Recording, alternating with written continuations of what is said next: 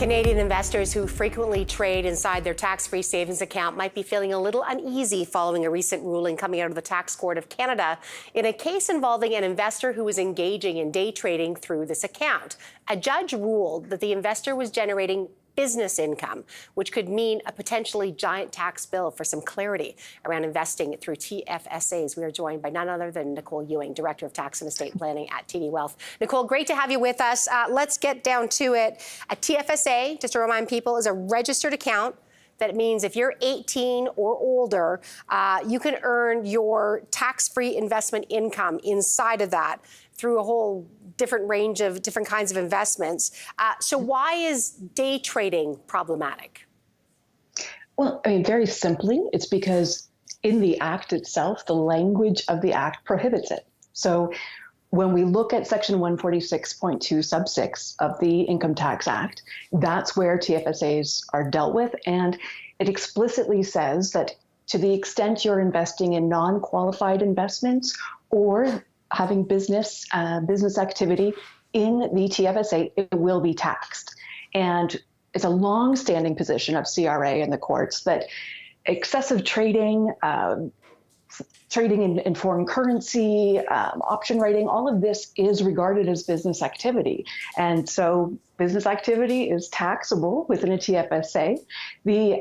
The implications of this, of course, is that we go from tax-free to not just being taxed on capital gains, for example, but being taxed at the full rate. Because if it's business income, it is fully taxable, and you don't get those preferential capital gains rates. So it's a pretty big deal to be trading in your TFSA. It's from one extreme to the other, to be clear in terms of what it is. So let's get clear about when you talked about business activity in the TFSA, and there within that meaning day trading. So what qualifies or what is day trading then, from their perspective? Right. So we wish there was an easy definition where like X number is okay and X plus one trades is not okay. Unfortunately, that's just not the case. We don't have a bright line, but we do have CRA's views and the court's interpretation that says we're going to look at certain factors that are going to be indicative of whether something is business activity. So we look at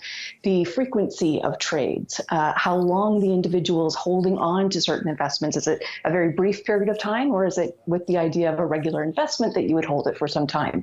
How knowledgeable is the individual? Are they in the business of doing trading like this? What type of investment are you in? Is it speculative or dividend paying? So all of these factors are going to be looked at and determined whether or not that it's day trading. But there's no definition in the Income Tax Act that we can turn to. We just have to look really at question of fact and law and see whether our behavior is more in line with a business as opposed to a typical investor.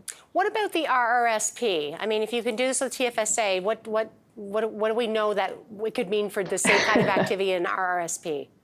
Well, that's certainly the argument that was made in the case you're referring to, Hamid and the King, where the individual is essentially saying, look, there's no difference between registered plans, RRSPs, pretty similar to TFSAs, and RRSPs actually have a carve out. So the same section, so here we're looking at 146.4B for RRSPs, and the same rules apply to RIFs. But it essentially says, yes, all of your business income is taxable, but to the extent that it's only taxable on the amount in excess of qualified investment income. And so what that essentially means is day trading is okay in your RRSP, but it's only okay because there's a specific provision of the Act that allows it. Whereas the TFSA, which the legislation was written after that point, after RRSPs, so the legislature had the opportunity to include that exemption as well with TFSAs, and they chose not to. So very clearly, RRSPs, you have the opportunity to earn the qualified investment income as business income within an RRSP, not the same exemption from the TFSA. Nicole, I've only got about 15 seconds, but I know the particular case that is catching everyone's attention. This specific investor grew their investments, from $15,000 to $617,000 over a 3-year period. Wow. So is that part of the issue? Is the amount that happened? I would suggest that it certainly is going to be a flag that the CRA would likely notice that over other accounts, but it's the behavior that really matters. So if you have been fortunate enough to invest in a qualified investment that earns you that type of a return in a short period of time, and you're not engaging in day trading, that's absolutely fine. So it's really the behavior as opposed to the figure that we need to pay attention to. But if you have that high amount, you might be the target of an investigation. But really, no concerns. You'll come out of that just fine as long as you weren't doing any of that. And all right, if you have a question, always talk to a planner. Nicole, thanks so much for joining us.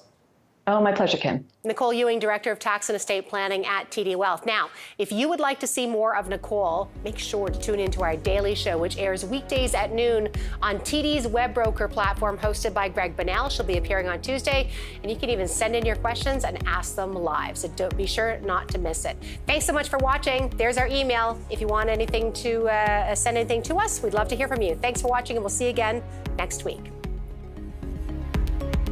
The preceding paid commercial program was brought to you by TD Wealth.